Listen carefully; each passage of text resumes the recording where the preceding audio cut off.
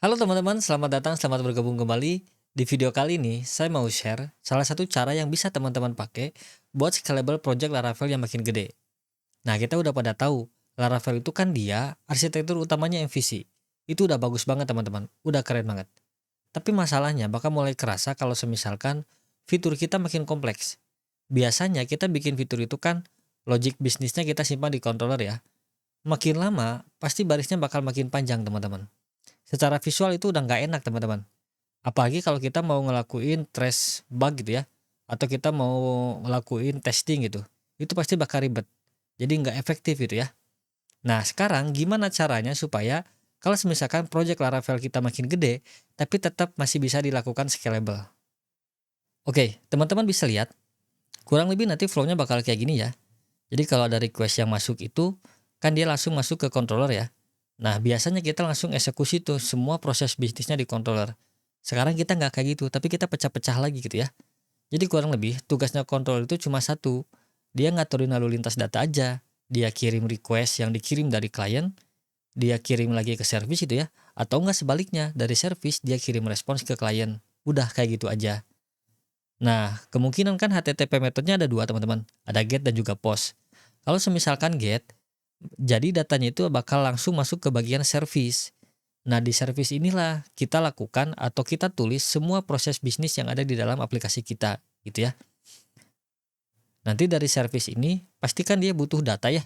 Nah, datanya itu kita kirimkan dari yang namanya repository. Jadi urusan database, urusan model, urusan query gitu ya, itu bagiannya repository. Service nggak perlu tahu teman-teman query-nya kayak gimana, yang penting service dapat datanya aja. Udah kayak gitu. Nah, dari repository ini, kita juga bakal komunikasi sama yang namanya repository interface. Kalau repository interface, simpelnya kayak gini. Kalau kita mau bikin satu metode di dalam repository gitu ya, jadi mau nggak mau kita harus daftarkan dulu metodenya di dalam interface. Tujuannya satu teman-teman, supaya metode yang kita pakai itu konsisten dan juga nggak mubazir. Artinya, setiap metode yang kita tulis gitu ya, itu pasti bakal kepake. Nah, kayak gitu. Kalau misalkan metode HTTP-nya get. Nah, sekarang gimana kalau misalkan HTTP-nya post? Jadi data yang dikirim dari controller itu bakal masuk dulu ke form request. Di form request ini, teman-teman lakuin aja validasi kayak biasa gitu ya. Bikin rules-nya, make sure dulu supaya inputan yang dikirim dari klien itu udah sesuai gitu aturannya.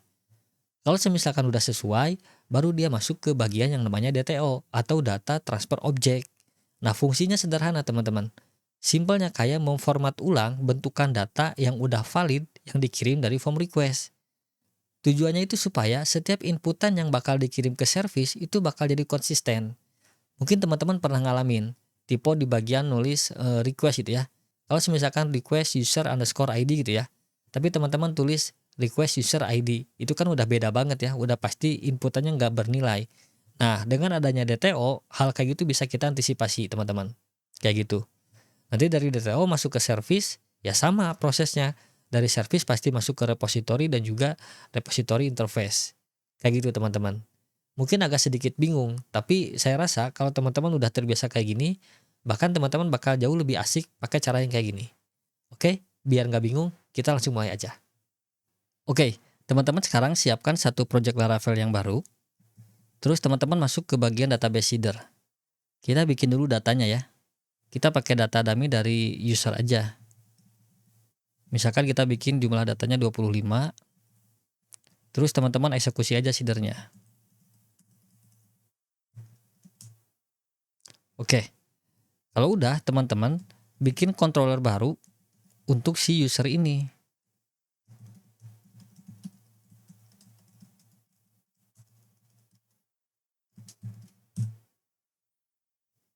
Nah, kalau udah teman-teman buka lagi web.php. Di sini kita arahkan controllernya ke dalam root teman-teman.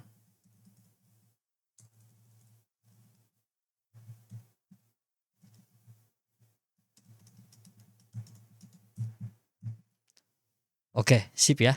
Sekarang kita bikin satu metode kayak biasa aja. Namanya kan index ya. Oke. Nah, yang biasanya kita tulis semua logiknya di metode, sekarang kita harus pecah-pecah kan. Jadi pertama teman-teman harus bikin dulu yang namanya service. Make class, teman-teman tulis service kayak gini, kemudian slash kasih aja namanya user service. Nah, udah ya. Terus teman-teman sebelum pindah file, kita bikin properti baru di sini untuk nampung objek dari service-nya nanti. Misalkan service atau user service deh. Nah, kayak gini. Terus bikin konstruktor. Kita jalanin nih si user service yang tadi. Kita panggil kayak gini. Oke. Kalau udah baru kita instansiasi kayak gini. Nah, kita panggil objeknya jadi kayak gini teman-teman. Sekarang controller kita udah nyambung ke bagian service. Tinggal masalahnya adalah di service kita harus bikin logic bisnisnya kan. Gampang. Teman-teman buka aja user service. Bikin metode baru di sini misalkan get data users gitu ya. Udah kayak gini aja dulu gitu. Terus teman-teman bisa save. Nah, kita harus panggil get data users ini di dalam user controller. Caranya kayak gini. Variable users gitu ya. Jadi kayak gini, this user service get data users. Nah, kayak gini teman-teman. Terus kita return view aja kayak biasa. Users gitu ya. Titik index. Nah, udah kayak gini aja. Jadi sekarang ceritanya, si metode index ini, logic bisnisnya kita udah ngambil dari get data users alias dari service-nya gitu. Sekarang kita modifikasi nih service-nya. Kan dia belum ngelakuin apa-apa ya. Kayak gini. Teman-teman bisa tulis try and catch kayak gini. Gimana caranya supaya si get data users ini dia punya data? Kan kita harus hubungkan dia ke model ya. Bagian yang nyambung ke model itu teman-teman harus bikin yang namanya repository. Jadi kayak gini. Artisan make class namanya repository. Kemudian teman-teman tulis nama repositorinya misalkan user repository. Nah, kalau teman-teman bikin repository, teman-teman harus langsung bikin interface-nya. Make interface user repository gitu ya. Interface. Jadi harus satu paket teman-teman. Kalau teman-teman bikin repository, jadi otomatis teman-teman harus bikin yang namanya interface-nya gitu ya. Sekarang kita masuk dulu ke bagian repository interface. Jadi di sini kita bikin dulu metode-metode yang kiranya bakal dipakai di repository. Misalkan get users gitu ya. Nah, kayak gini aja udah beres. Terus teman-teman masuk ke user repository. Di sini yang bagian kelas ini nih yang di atas, teman-teman lakukan implements, panggil tuh yang tadi repository interface. Teman-teman save. Nah, dia bakal langsung merah teman-teman. Merah ini karena tuh kan langsung ketahuan. Katanya di dalam interface itu ada yang namanya get users, tapi dia nggak pernah dipakai di dalam user repository. Nah, itu tadi yang kayak di awal saya bilang. Jadi kalau semisalkan kita pakai repository dan juga repository interface, nggak akan ada metode yang mubazir gitu ya. Pasti udah otomatis semuanya kepake gitu. Dan namanya juga udah pasti konsisten, nggak mungkin typo-typo lagi teman-teman. Sekarang biar nggak error, gampang teman-teman. Ininya kita hapus, teman-teman tinggal bikin aja get users kayak gini. Yang dimana get user ini adalah metode yang kita bikin dari interface-nya. Nah, di sini. Gitu teman-teman. Balik lagi ke user repository ya. Di repository ini baru kita bikin datanya teman-teman. Jadi user all gitu ya. Kemudian kita return usernya. Udah. Jadi sekarang repositorinya dia udah ngirimin data. Di user service kita tinggal panggil repositorinya teman-teman. Tapi yang dipanggil adalah harus interface-nya. Jadi teman-teman bikin properti baru di sini misalkan repository gitu ya. Tulis di sini user repository interface.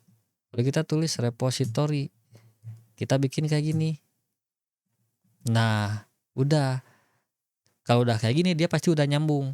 Kalau udah nyambung kita tinggal pakai aja metode get users yang kita tulis di dalam user interface-nya. Jadi di sini kita tinggal kayak gini data gitu ya atau users.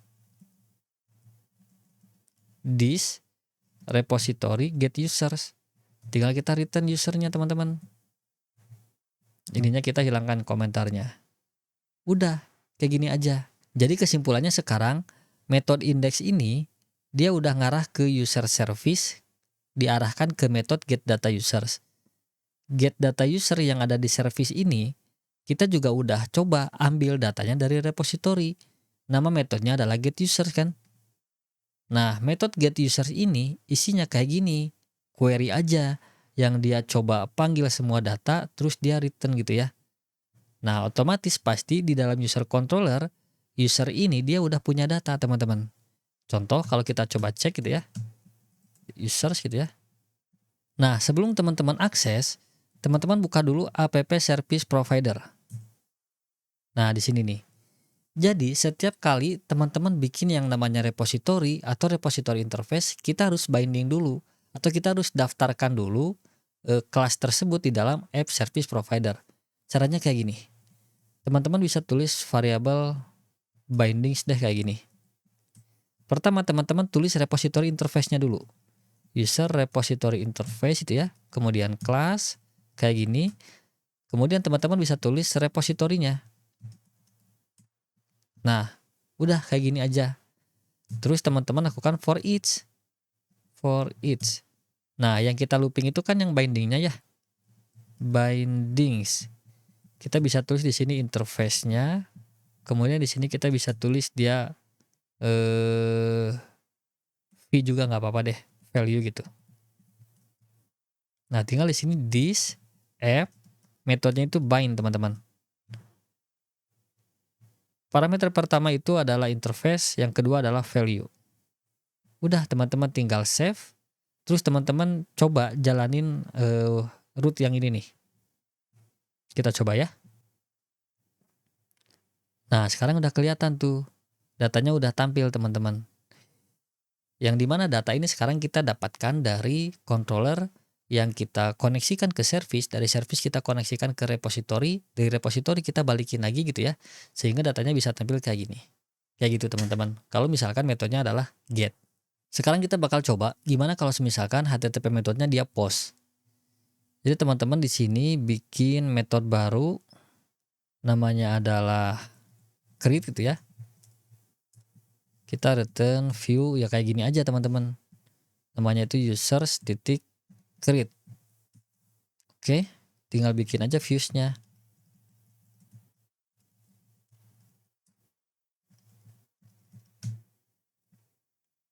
Nah, di sini kita tinggal bikin elemen HTML kayak gini. Simple aja ya. Actionnya kita arahkan dia ke root.users store.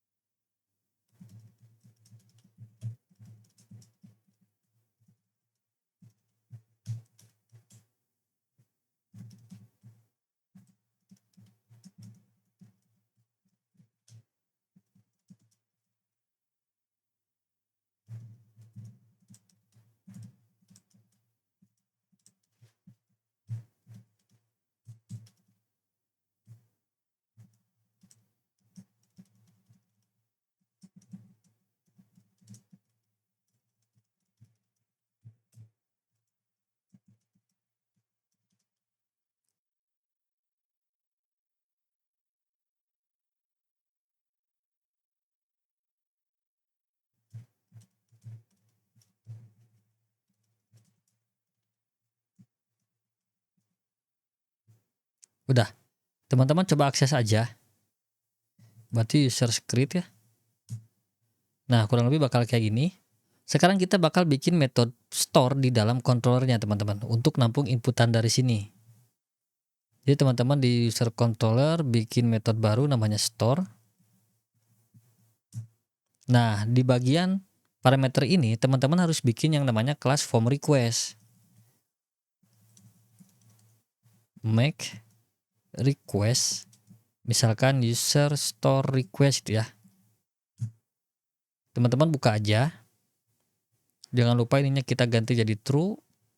Di sini teman-teman tulis aja aturan validasinya mau kayak gimana gitu.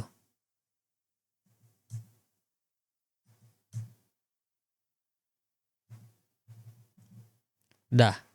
Nah, sekarang si user store request ini kita harus sambungin ke bagian DTO. Jadi teman-teman bisa bikin kelas baru.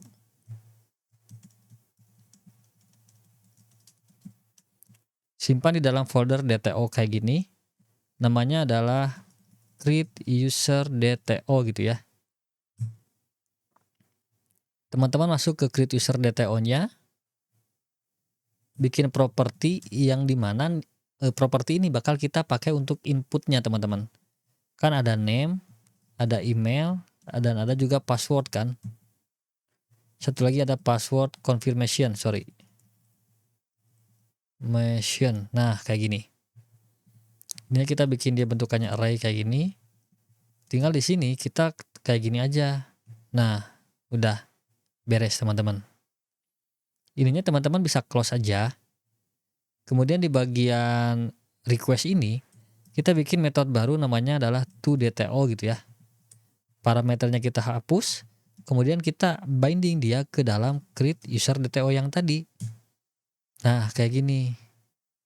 Tinggal di sini teman-teman kayak gini. Return gitu ya. New create user DTO. Kemudian di sini teman-teman bisa tulis this validate untuk data yang sudah tervalidasinya aja gitu.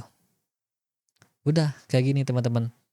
Jadi begitu teman-teman bikin aturannya, teman-teman harus juga sambungkan dia ke dalam DTO-nya gitu ya. Isian dari DTO ya kayak gini. Isinya itu cuma input-input yang bakal dipakai buat ngolah datanya aja gitu ya. Oke, request-nya udah. Balik lagi ke user request, teman-teman tinggal panggil yang tadi. User store request-nya. Store request, nah kayak gini. Terus jangan lupa, kan kita harus kirimkan datanya ke service ya. Jadi teman-teman buka lagi tuh user service-nya.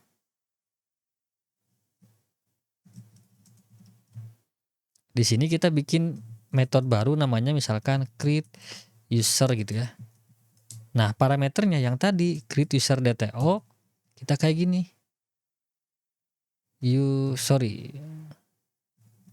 Request itu ya. Nah, bisa deh kayak gini. Nah, setelah kita bikin DTO, kan kita harus juga bikin metodenya ya buat nyimpan datanya gitu ya. Teman-teman bisa kayak gini. Tinggal bikin create user di dalam repository interface-nya. Nah, di sini tulis aja create user DTO. Nah, kayak gini. Kalau udah bikin di interface, otomatis di repository dia jadi merah. Tandanya berarti di sini kita juga harus bikin metode yang sama. Nah, kayak gitu teman-teman. Baru di sini kita bisa tulis kayak gini, user gitu ya. User atau enggak saya pengen kayak gini deh. Nah,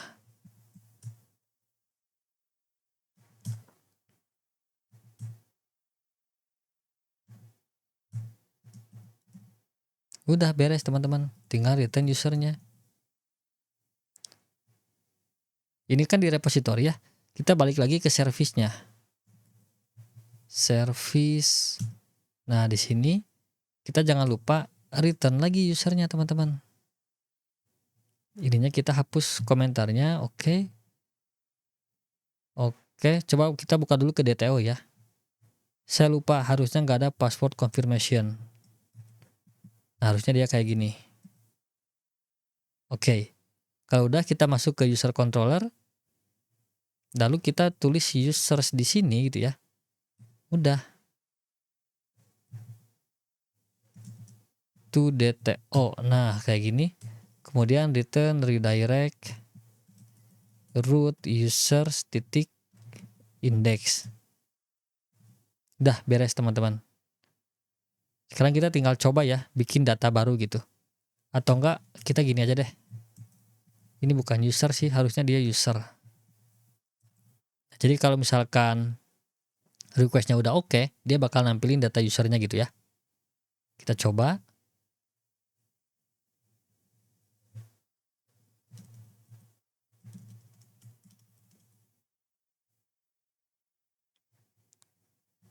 Nah, kayak gitu teman-teman.